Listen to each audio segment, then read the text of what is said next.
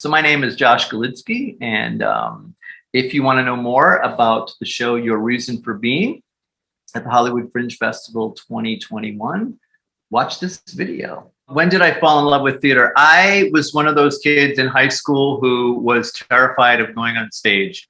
And so I did not discover theater. I went to a lot of plays, went to a lot of films, but I did not discover theater until I was in college. And I was a sophomore in college, and I had a guy who lived on my floor who was really into musicals. He was into all kinds of theater, and he convinced me to come down and audition for Grease. And I think the first day was dancing, which I was absolutely terrible at. And the second day we did singing, which I was absolutely terrible at. And then we did acting, I was pretty good at.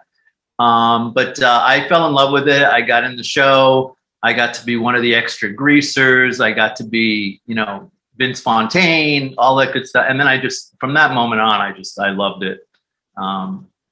And did a lot of acting and and then got into directing after college. So I had always done a lot of writing as a kid, a lot of writing in high school. And then it really wasn't, once again, until college that I learned, oh, gee, you don't have to be an English major. You don't have to be a journalist. There was theater. And all of a sudden, playwriting became a reality. And that sort of opened me up to, wow, this is really something to be able to write in a whole different way where people can really breathe life into your words. And so that was the first time I really realized that I didn't have to write for a newspaper, do essays, or that I could write and have something actually come alive. I think the big part is that it's live. It's a living, breathing entity. And with film, you have something in the can, you have that distance a little bit because of the camera, but with theater, it's just, you're out there and you're breathing and you're live in the moment. Anything can happen. And I think for the audience, it's a really, it's a different kind of experience to have other human beings up there with you. And knowing that it's that live quality, knowing that it's, another human being is up there breathing and anything can happen, that immediacy of the possibility of anything happening. And I've tried to do in my career as a director to try to break that wall as much as possible. So that there's so much less distance between performer and audience, because it's a symbiotic relationship. You can't have one without the other. So I really love when you're able to feel that kind of tribal quality of connection between audience and performer. And maybe that line kind of disappears a little bit. The process usually, so when I was in graduate school getting my master's in theater, I was a little bit burnt out on academic theater. For me, it was a little bit heavy-handed, and there's some great plays out there. And as grad students, we were very competitive with each other, and the undergraduates were really very supportive of one another. So at the time, I was at Emerson College, and at the time, Kristen Linkletter was the head of acting there. And they had something called the freshman anthologies. And the freshman anthologies were an opportunity for every first-year student to get on stage. So with all the opportunities they had during the semester, if they got none of those opportunities, they got to still perform. And each class, there were 8 classes, and each class had to do a different theme and cover the subject. So one theme might be magic, one theme might be love, the virgin and the whore.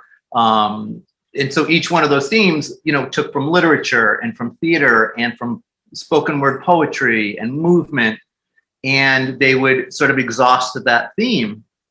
And I found that just the excitement of the way the undergraduates really supported each other and this kind of work that sort of was creating itself, I fell in love with that style of working. And a group of students had asked me if I wanted to direct something for their summer theater company.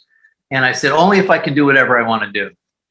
And we did a show called The Common Ground. And it was, the theme was just, what as human beings makes us more similar than different. And it was, devised theater. We sort of created it right out of the process. And so over the years, past 25 years, I have been working in this way where I'll choose a theme, and the theme is large enough that it really encompasses sort of everything under the sun. But at the same time, it also gets more specific as people, it's sort of a leaping off point. And we just sort of say yes and to everything. I like working in this way where my job is to create a safe playground for actors, to be in that environment and to feel like they can sort of fall on their face with enthusiasm, and it removes failure from the picture. And then we just say yes. Somebody comes in with a piece of music or something that they really are passionate about. We just say yes to it, and we try to build from that and see what we can create as an ensemble. So yeah, I think graduate school was the first place that I was like, oh wait, there's a whole different world of theater. And that opened up, just like with discovering theater itself and playwriting, it just opened up a whole other world of how to work and how to create interesting stuff. So, it's so funny because I've been living out here about 22 years. And the first time I heard of the festival was only about 3 years ago.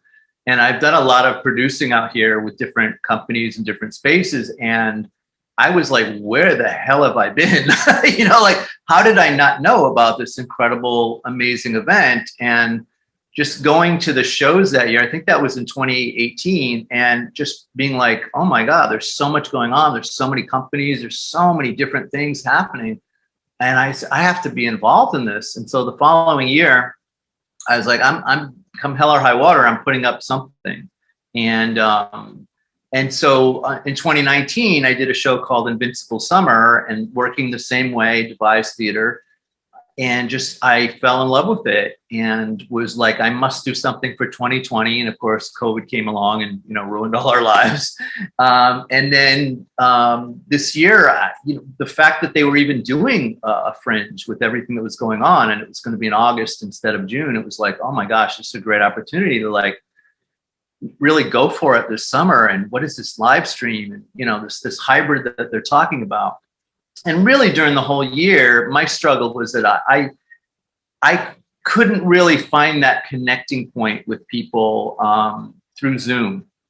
I just, it's so hard to like rehearse. I'm that kind of person. I have to be in the room, and the process is very organic, and I have to be in the room. I have to see people's faces. I have to be there to help that process. And I just found it really difficult to do that over the internet. And when the opportunity came that, hey, we're going to do a hybrid, and we're definitely going to do live stream, and which intrigued me.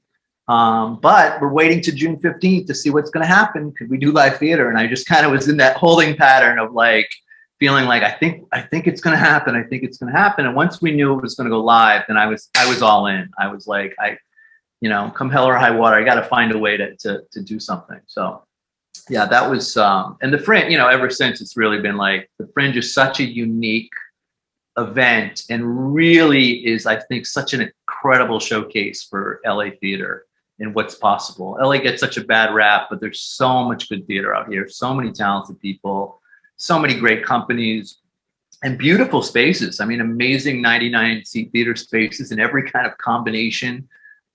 So the Fringe, I think, is just the best of LA theater, just bringing it all together and, trying things for the first time. This year, it's wonderful because I'm working with the Asylum, and I don't feel like I'm alone. 2 years ago when I was producing, I felt very much like every mistake you could make, I made. And, self-producing is hard enough. And then the Asylum, and Matt Quinn, just, it's like, you're with a whole team of people, and all of the years of their collective knowledge of the Fringe you get access to. And so I feel like I'm really moving forward, getting on calendars and putting together great press releases and really getting the word. Obviously you heard about me somewhere, so this interview even, comes out of that process of working with a team of people who know what they're doing and have been doing it for a really long time. And it's been really fun too, to meet all kinds of great people in the theater world. We're all going to go to each other's shows. It's been really nice. So I just love this experience. One of the best things that LA has to offer. It's really interesting because, where do ideas come from and why do you want to pursue something? Especially in the world now where everything is a 15-second clip, you know, everything is TikTok, everything is like that, you know, why would you want to spend 2 months working on, you know, one particular thing when you can sort of like throw a lot of things at people? And I just, so I was thinking, what do I have to say? What's my story? You know, where is the world right now? And where am I right now? And a friend of mine had sent me a diagram about this concept of Ikigai, you know, the Japanese concept of, you know, what is the meaning of life? What is your purpose for living? What gets you out of bed? Why do we really put everything and pour everything that we have into a life that is going to make us happy? And I looked at this diagram, and I thought it was sort of like the holy grail of what we're looking for in life. So, you know, the diagram is, you know, these intersecting circles, and Ikigai is really, you know, what are you good at? What do you love? What does the world need? And how do you get rewarded for it? How do you get paid for it? And for artists, it's usually that last one is the hard one. You know, it's like we start to figure out what we're passionate about. We start to like learn our craft and get better at it. I always try to, you know, when I created my company, The Sacred Actor, you know, the reason why the word sacred is in there, because I think that artists, it's really a sacred trust. You know, we do the things that other people don't necessarily do, where we roll around in the mud and we talk about feelings, and we, you know, express this deep stuff in our pain and our struggle in the world and the suffering. And, you know, and then other people get to share that and get to go like, oh, wow, you know, I could see other people. It's inspiring to watch other people really pour themselves out. So I always try to, you know, teach actors and performers that, you know, what we do as artists is really important, you know, really important to the world. It's like, you know, Robin Williams and Dead Poets Society, you know, it's just that whole thing of like, you know, law and being a doctor are all, you know, incredibly important to sustaining life, but the arts and music and poetry is what we stay alive for.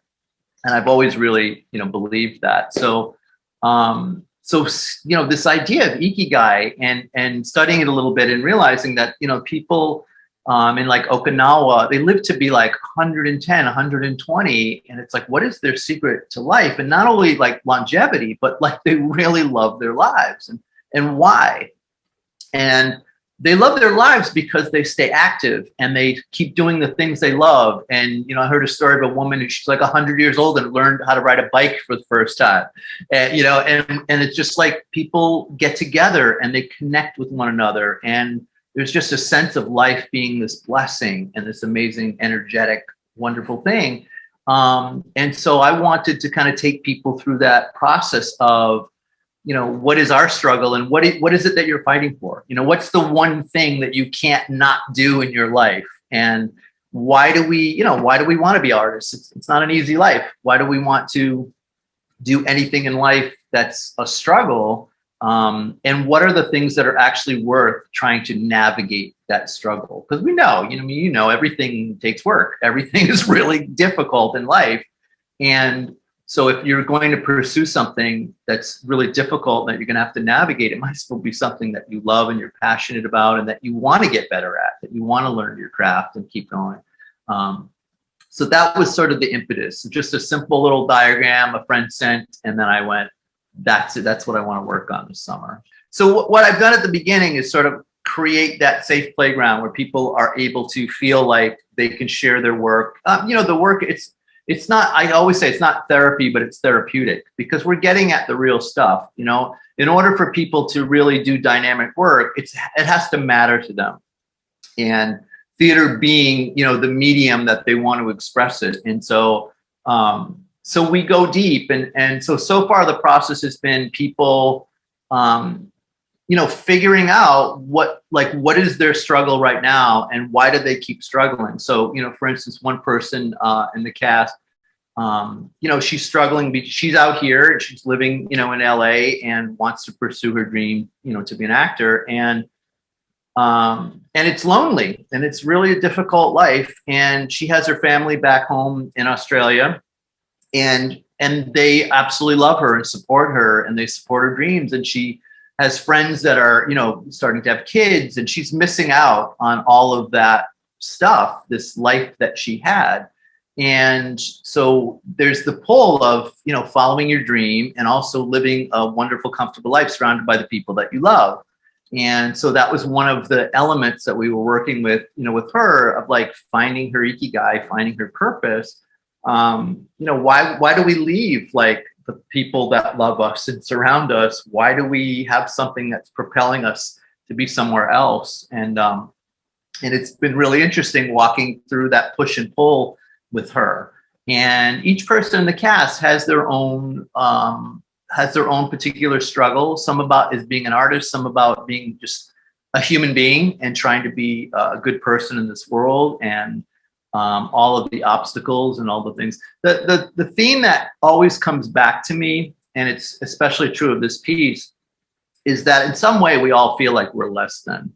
You know, we all feel like there's something missing. And whether it's that, you know, a voice of a parent or a teacher or a friend or an enemy, you know, at some point in our lives that make us feel this sense of not being enough. And, you know, and then the media goes after that. You know, that's how you sell product, is you tell people you're not enough, you need my product. So every one of us is struggling with that sense of like how to be enough, how to accept yourself, to love yourself, to be able to serve in the world. I mean, life is mostly about service, and how do we serve other people? Well, we have to figure out what we're good at and figure out what we love and figure out how we can make the best impact on the world. So that's kind of, that's been raising its head, this idea that, and I think that's where the art lies. The art doesn't lie in like having the answers. The art lies in the struggle to try to get there. And I don't think we ever completely arrive.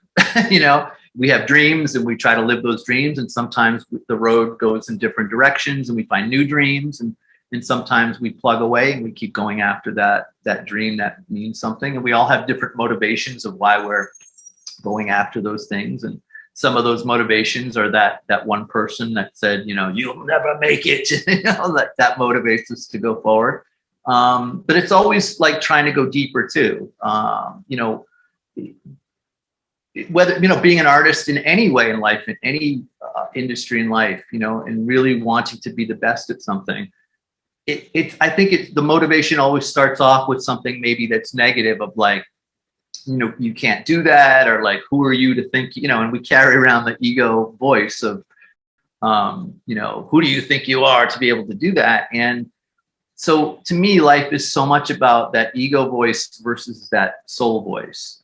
And that's kind of like this, I think the struggle of art and struggle of everything in life really, is that you got the two voices, and the ego voice is always just trying to stay safe and keep the vessel from running out into the street. And the soul voice wants to try and risk and fly and do all kinds of things and really taste life and also be able to serve with all the gifts that we have to give. So, yeah, I think that's kind of the gist. The process that I usually have of choosing people, I very much sort of trust the universe. The right people will find me and I will find them. So I usually have sort of like an open casting. I have people come in, they can stay as long as they want. Some people stay, you know, for 3-4 hours. Other people kind of pop in and then leave. I usually don't do callbacks. I usually wait to the last minute and I sort of piece together who I think would work really, really well with each other. And sometimes, you know, a person will send in a video and there's something about them that just really, you know, moves me. So it's really interesting in this process. I have 7 women in the show and 1 man, and it just sort of worked out that way. A lot of time, usually men show up to auditions very quickly, and a lot of men usually show up. And so I have to kind of work extra hard at getting women just to walk through the door. And this time it started off a lot of men, and then just an influx of women, and just really just an openness. And so each one of them is just an interesting character. I have, you know, somebody who's from Sydney. I have somebody who was born in Colombia, and she's just starting to learn English more and more. And yeah, I don't, each person, just a really interesting, diverse group of people. And it's also interesting too, to direct women. What a lot of times I've done, I've directed for Ink Fest, which is the all-female playwrights festival. It usually happens around March and April. And I've directed a piece for that every year. And I usually end up getting a lot of plays that are predominantly female. And one of the things that is really important to me is to be that director who, especially women, feel safe with. That's like super important to me. I've seen a lot of nasty characters out here. And of course there's the, you know, what happens in the entertainment industry, and it's so easy for people to be, you know, taken advantage of. So, I mean, women bring a very interesting sensibility to pieces, and I learn so much really working with women more. I learn much more from women than I do men. Even though, you know, working with men also, you know, everybody brings something to the table. You know, that's like this. There's a pretty much a sweeping generalization, but people are very individual. They are very the deeper that I try to go. I try to go way past the surface level of stuff. You know, we do live in an industry out here that is very much about who you look like when you walk in the room, and I think theater is the antithesis of that. I want people to walk into the room and feel like they can do whatever they want, whatever work that they want to do, whether that's playing a man or a different, you know, race, or, you know, that the possibility is really endless. And maybe that this, you know, theater is the only opportunity that you get to do that in. And maybe in film or going to auditions, it's all about the way you look. So I try to get people to go deeper, because as we go deeper, I think that our souls, the individual souls that we are, we get to see what makes us different and really be able to celebrate those differences. But when we go even deeper, we realize that we're all the same. Yeah, on some level, we're all connected. We all have similar struggles. We've all had our heart broken. We've all been in love. And so my whole idea of what theater is and what I want to create is that there's an opportunity for every person in the cast that works with me to both shine in their own spotlight and to be part of something larger than themselves. I think that's kind of like the key to life, is that we're part of this, you know, human family. At the same time, we all want to be special as well. And we want to have a community, but we also want to shine ourselves in that community. And so each person in the cast gets to create their own work. You know, they come in with that vision of what they want to do, and then the group supports that vision completely, and we build off of that. Say yes, say and build and see what can be created. So, yeah, I have a lot of young women in the cast, and they are bright and vibrant. And I have somebody who's more, you know, my age, in her mid-50s, and the communication back and forth between like her gaining the vitality and the energy that comes from young people, and the wisdom that she really brings, and being, you know, being out here, being a singer and an actor for 40 years, and really, you know, and also struggling in the industry, and also all of the things that come with being a human being, and being older, and being a little more seasoned, and a little more jaded, and a little more, you know, understanding life on some level.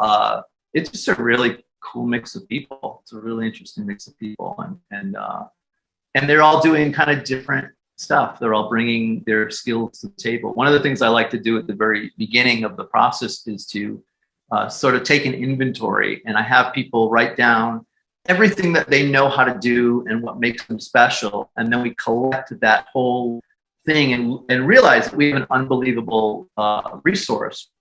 People speak different languages. People have been to different countries. People know how to, you know, fix a tire. And then we look and we say, wow, with all that we have here, with just the 9 of us in this room, we can solve so many problems. We can create so many amazing, wonderful things. And so I love that part of it. And every person that comes in is unique. And I really believe very much that my tribe finds me, I find them, and that when the timing is right in the world, that we come together for that particular time, and it's meant to be. It's meant for us to be working that way for, you know, for the little period of time that we have. I think I want people to feel a part of the equation, you know, first and foremost, that they're watching something that's interactive, that there's not that wall there between, you know, performer and audience. And I want them to laugh. I want them to see themselves in the people and the characters that are on stage. I want them to feel inspired.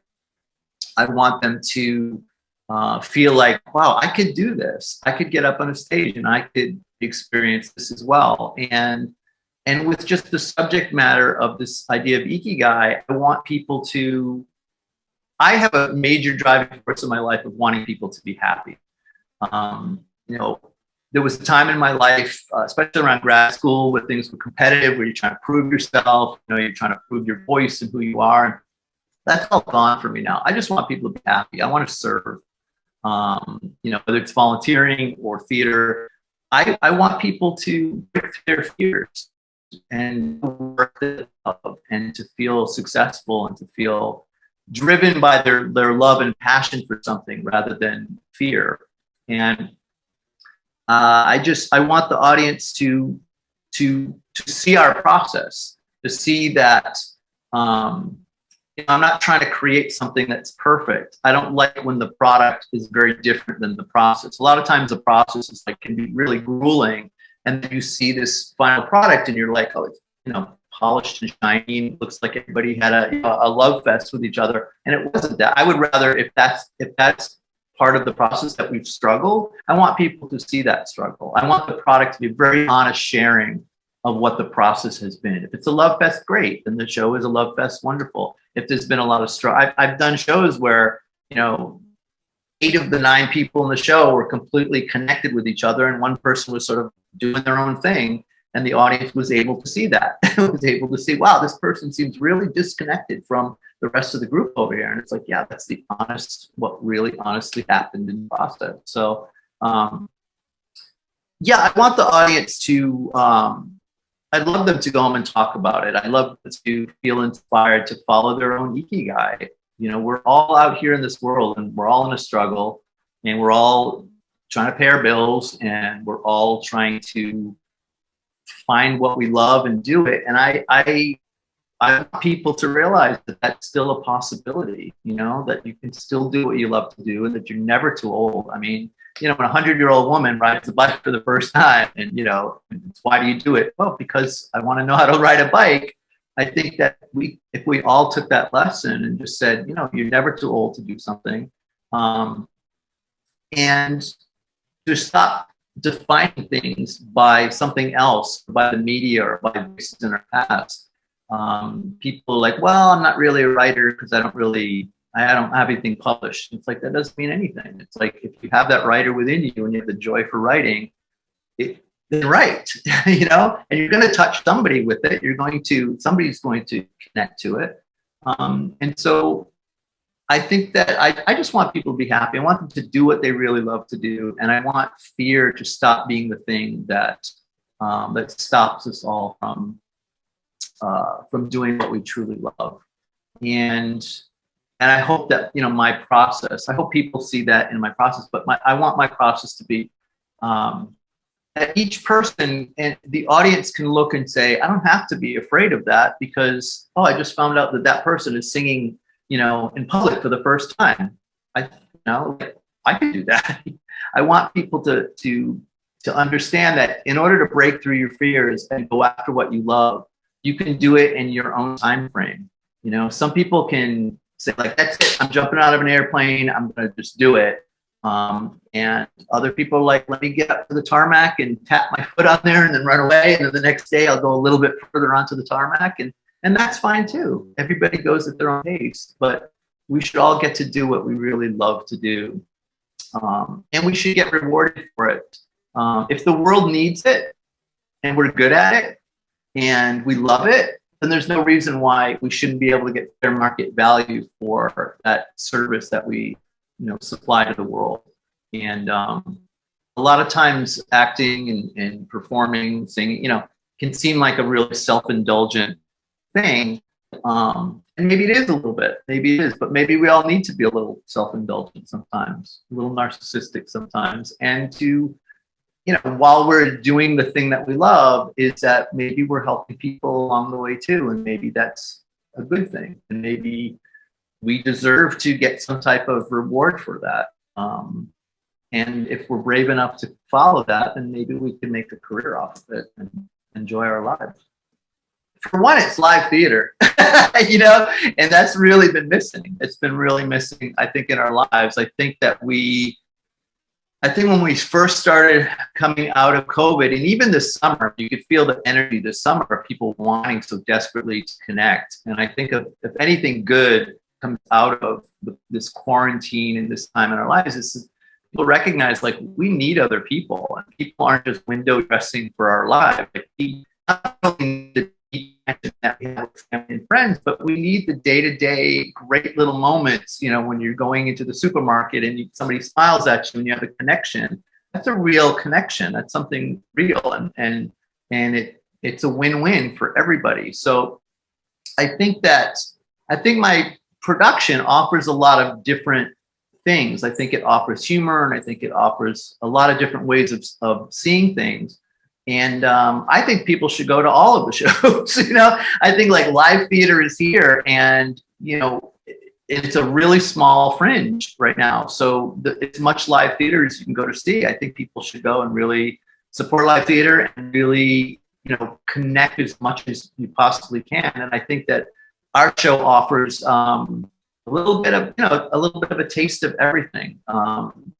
And the fact that the subject is about kind of going after your dream, I think makes people, I think it can really inspire for people.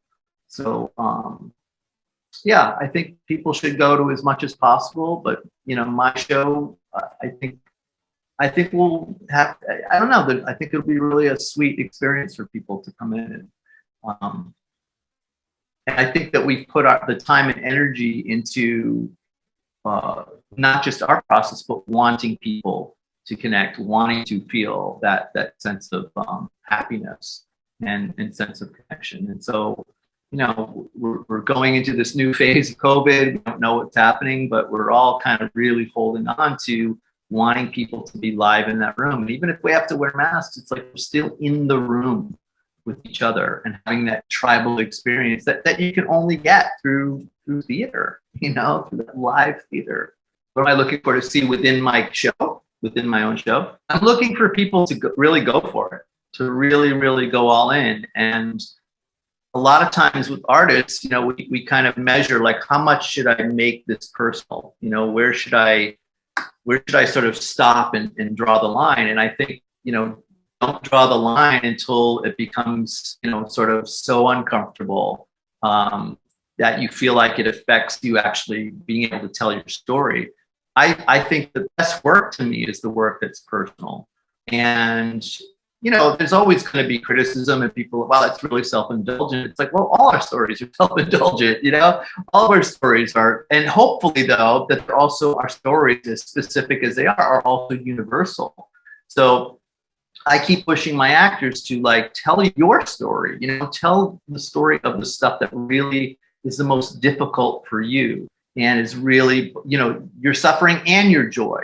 So I want my cast to really, really go for it and not hold back and sort of be afraid of, not being interesting enough or being afraid of seeming too self-indulgent. Or I want them to go in with confidence of knowing your story matters and your story is interesting. If you reveal the true you and you go deep enough, people are going to be captivated. I want people to be captivated, and I want to be captivated. And sometimes I sit in rehearsal and I just watch, and I'm like, wow, like, whoa, like, I sort of disappeared, and that person, was performing for the voices in their past or the voices in their head. And I think sometimes the greatest way for an audience to experience theater is for that person to be so connected, not necessarily to the audience, but connected to the material, connected to their story. And if they believe it, and if they're there, we will go along with that. And I kind of want to not think about all the other distractions. Worry if people are liking it or enjoying it. I mean, there's always going to be people. There's always going to be haters. There's always going to be people who don't get it. There's always going to be people who have criticism. And but I want to be able to look. It's very gratifying for me. The first thing I always do on the first night is to do a time capsule where I have people write down, what do you want to accomplish? What are you afraid of? What is your intention for this piece? And, we put them away, and I don't show it to them again until after the last performance, because I want people to know that the thing that you had the first day that you were absolutely terrified of, that you just accomplished, I want you to remember how hard that was. Because sometimes we do something that we're afraid of and we go, oh, that wasn't so bad. But it's like, yeah, but I want you to remember that it was terrifying to you. And the not so bad part was because you worked at it. You got through it and you shattered through whatever that fear was. You shattered through it and got to the other side. And I want you to remember that that was no easy thing. Like, I want people to just skate over the fact that they did important work and they got through an important, fear. So I want to see those moments, looking at my cast of breaking through those fears, breaking through what they didn't think they could accomplish, and that they feel really proud that they're telling their story, and they're feeling a connection from the audience, and they're feeling that a compassion coming from them, and they're doing their best work. I just want to see people do their best work and feel like they're doing their best work, and then everything else sort of takes care of itself. I think so, and so much more maybe than any other time, is that connection. We need connection desperately. We don't know how long this COVID thing is going to go on. My doctor friend is saying there's a gamma after the Delta, and it's going to get worse and worse and worse. And I mean, almost as significant as the virus itself is the disconnection and the isolation that people have. And we're social creatures. We need to connect socially. We just need it. And theater is that place to be able to connect live in the moment, in the very moment. And I just think Fringe it's just one of the best things. You're going to see every different kind of story, every different kind of thing that you can experience. And it's just so inspiring to see everything from, one person play, people just putting up their absolute, deepest stuff, to, silly cabarets and just fun. I went to 2 years ago, I went to an all Elton John show. It was a cabaret of 5 women, and they did all Elton John songs. The audience knew every single song and was singing along with it. So it's fun. The need for that connection is so important right now. We need to have even if we're wearing masks, we need those moments just being around other people, and realizing that we can't take for granted that people are just window dressing in our lives. People are an integral part. Even strangers are an integral part of living in this world and of being a part of it. And I just think that when you see people doing stuff that they're really excited about and they're passionate about, it's because there's really no money in theater. I mean, unless you're at the big, the highest level, there's not a lot of money in theater. And that's one of the things I love about being in LA. I dipped my toes a little bit in the industry when I first came out here, and it just wasn't for me. And I say to actors all the time, go out, get that commercial that pays your bills for the next year. Go out, get that TV show, that film, and then when you want to come back to your soul, I'll be right here, the theater. So it's such a great event. It brings together so many cool, interesting people. I mean, I love how Hollywood Fringe celebrates the freak in all of us, and we are, as artists, we are kind of freaks, like most of us did not have that. I mean, growing up and being in high school and stuff, you were either an academic or you were an athlete for the most part. When I was growing up, and maybe you were part of the arts group or the theater group. If you were in a school that celebrated that, a lot of schools didn't. And so there's a freak in all of us, and I think we all secretly want to be up on stage in some way and telling their story. And if And I think seeing a variety of different things, and recognizing that there's not one type of theater, there's not one kind, that the Fringe is really about everything from like the most serious and personal work to way out there on the edge and silliness, but that it's all designed for all of us to participate in something that's just really just a good vibe. It's just a good, feeling. There's so much good that comes out of it, and seeing people hopping around from theater to theater and going to see so much, and just this tiny little area, this tiny little zone of space is so gratifying, man. It's just a fun time. And I think that especially now, and it's inexpensive. You can hop around you can plan your whole day, hop around from theater to theater to theater and go grab something to eat, and then go at night and go to theater to theater to theater. So many cool things. And at the end of the day, you're just like filled with like all of this diverse, crazy magic stuff that I think everybody should experience. And especially right now, what else are you going to do? Watch another Netflix show. Netflix is always there. It's always there anytime that you want it. But with live theater, when I was in graduate school, I had to do a thesis project, and the project that I did was a show that I had worked on through an entire year project, and it was about the life of William Blake. And it's a crazy project, poetry, all kinds of madness, and one of the cool things about it was this idea of sort of celebrating the madness and all, of all of it. It's, so much of it is art versus empire, right? This was what the whole show is about. The whole show is like, does Blake go and live his Ikigai, or does he, just sort of follow and, pay his rent by the little jobs that he gets that don't quite fit in with his art? But I just think you have to, so especially with theater. So the thesis project that I wrote was called Sculptors Who Carve in the Snow. I think that theater artists, what we do is we create ice sculptures. And those sculptures are beautiful and they're amazing, and you marvel at them, and then they melt. And unlike film where you have something in the can and you have something for a long time, they just melt, and you're left with the experience of it. That's what makes it so wonderful, that it's live. And it's also, one of the sad things when it melts away, and it's like, you strike, and that whole world that you were living in now is gone. It just fizzles away. But what a great way to live. What a great way to go on a little island for 2 months and live a completely full life. And then when it's over, you go and you look for the next island. You come back to the mainland and you get your supplies, and then you go to the next island and start a new project. And there's really two things in my life that have ever made me feel that sense of full living, and really where everything is compacted together, where every day feels like a week. And that's theater and summer camp.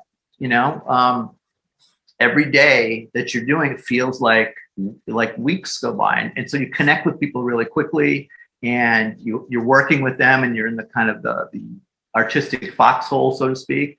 And then when it ends, it's incredibly painful, but you shared something with people for an amount of time that really matters. And I think there's something really special about that.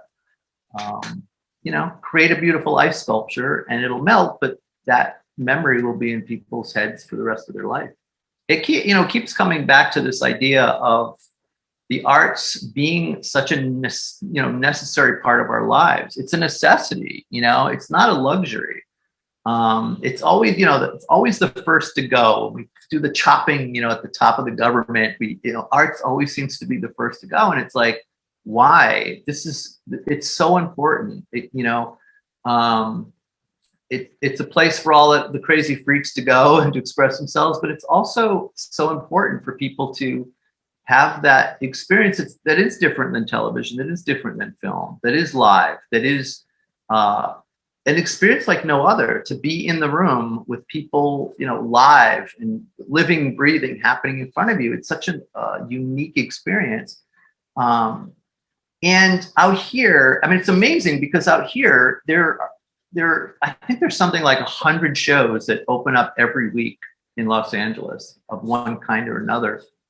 And things are so set to be competitive. You know, it's really set to be like, well, what am I going to see? You know, and I got to read what the critic says, and I got to spend my money somewhere. And I work all week, and I only have one thing I can see. And so it becomes like how to grab people in that way. And the Fringe, it's a little different because you do want people to see your show, but you want them to also be part of the whole experience. I want my cast to go out and see a bunch of shows and to be a part of the overall Fringe experience. You know, there's all kinds of cool things and parties and things that are happening. Some stuff will be online, some will be live. And it's not just theater, but it's this social aspect of connecting with other people. And so this is everything. It's got the social part, it's got the arts part, it's got the networking part where you're meeting people. And you know, when you're proud of the work that you're doing and you're seeing other people do good work, you feel that sense of community. And I think every community wants to be a part of a community. You know, we all want to be part of something larger than ourselves. And this is such a great event because it allows you to go see a whole bunch of different things and see a bunch of theater. And some of the theater companies involved, they don't do anything else during the year. They don't have a space, or they don't, have a season.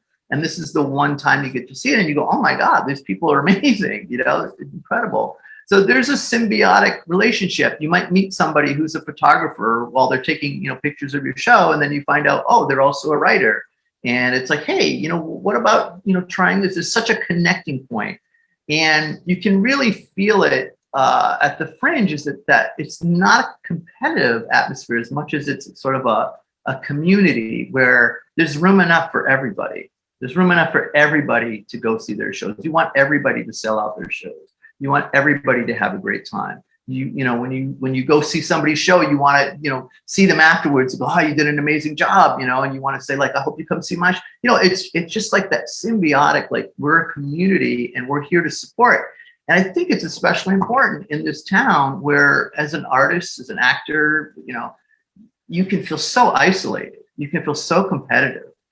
You're in auditions and you're going up against people. And you're set up to feel like you're going up against people in this industry. And it's, that's all well and good, but we're a community. We want to support each other. And I think that anything also that bridges the gap between the neighborhood that your theater is in, the neighborhood that your venue is in, bridging that gap, because a lot of people, walk by and they're like, they feel a sense of like, I don't know what that is. And a lot of the theaters, especially in this town, are, in poorer neighborhoods. And you want to break that obstacle, that wall between the people who live there and the people who perform there. You want it to be more connected and more symbiotic. And I think that it's our job as the artists to reach across that bridge into those communities, into those neighborhoods, and say, hey, we're awesome. We're as good for the community as the Boys Club or the YMCA is, right? We want you to walk through these doors. We want you to experience stuff. We want you to come in for a workshop. We want you to, to pursue your own dreams of acting or performing or writing, right? It's not just about artists. And that's the hard part. We have to break through that. We have to get people into the theaters that are a part of the neighborhood themselves, and don't consider themselves artists, but have that be a place where people want to gather and want to connect. So the Fringe is all of the above. It just still amazes me that how long it took me to find it when I was doing so much out here. But yeah, it's unlike anything else. It makes me want to go see other festivals in the world and see how their communities do. There's just so much cooperation, such a good vibe. Everybody you meet, you're just like, wow, what are you up to? What are you doing? And you just get creative ideas. It's like a creative think tank as you talk to different people. And I've already met people who are in the that's the next place I want to go to, is into the immersive scene. About 3 years ago, I was an actor in a show. It was an immersive show. And I was like, what is this immersive stuff? This is you know, I've seen a few site specific and was like, oh, this is interesting. And just all of a sudden, like seeing like that there's an incredibly good, incredibly amazing community of immersive theater out here is like, oh, that's the next thing that's going to open up my world, you know, to try to do shows that are devised and created, but are also, you know, with these amazing venues and, you know, like to get a warehouse and to transform it, or to, you know, get an apartment building where each room is a different, you know, thing going on and people are getting to experience something. I mean, we have all kinds of cool things out in Hollywood, don't we? Like escape rooms and things like that. And wow, if you create the combination of theater with virtual reality, with AI, with, you know, escape rooms and all the things that people are into, it's unlimited. It's unlimited, like the types of things that we can do. And I think there's something for everybody. I would say is just, you know, for people to take advantage of the fact that there is an event that's like this. And this, you know, this is an event that's pretty known, like, as well throughout the country and throughout the world. You know, there's the Edinburgh Festival and there's other festivals that those people know about Hollywood Fringe. It's a big deal. And I think we tend to take for granted the thing that's closest to us. But yeah, I want people to go and experience the whole thing, to really go see live theater, watch live stream theater, just get a taste of everything, all of the different events. There's you know, nights that people get together at a club, and there's the socialization part of it, the socializing part, and it just experience the whole thing. It's a really fun, really cool. You'll meet like the best people. You'll just have a blast, and you'll want to keep coming back, and maybe it'll inspire you to want to do your own type of piece. I think that's the greatest part. You go in and you're looking like, I didn't know you could do that. I didn't know you could do that on stage. I didn't know you could like create something like that. That really makes me want to do it. So yeah, I think it's just I think it's phenomenal, and I want everybody to come check it out. I think you'll get hooked. You really get hooked. We're raising money for the show, and I'm putting 10% of that money for the show towards a good friend of mine in New York has an organization. It's a veterans organization, and he in the summer of 2019 he walked across country from Oregon to it's Vet Zero, yes, vetzero.org. And he walked across the country from Portland to New York. He did 22 miles a day to represent 22 veterans every day that commit suicide in the country. And so he brought light about homelessness and suicide of veterans in this country. So I was like, I'm going to give him some of that money that we raised, because it's an amazing organization. He wrote a book about it. He's an English teacher at Marist College, and a great writer, and he wrote a book about it, and it really inspired me. And I was like, well, I gotta do a little something here along with, you know, what I'm doing. So yeah, your reason for being, it's I think it's gonna be fun. I think people will get something out of it. It'll be a really fun ride. Come to the show, come see some live theater, and we look forward to seeing you.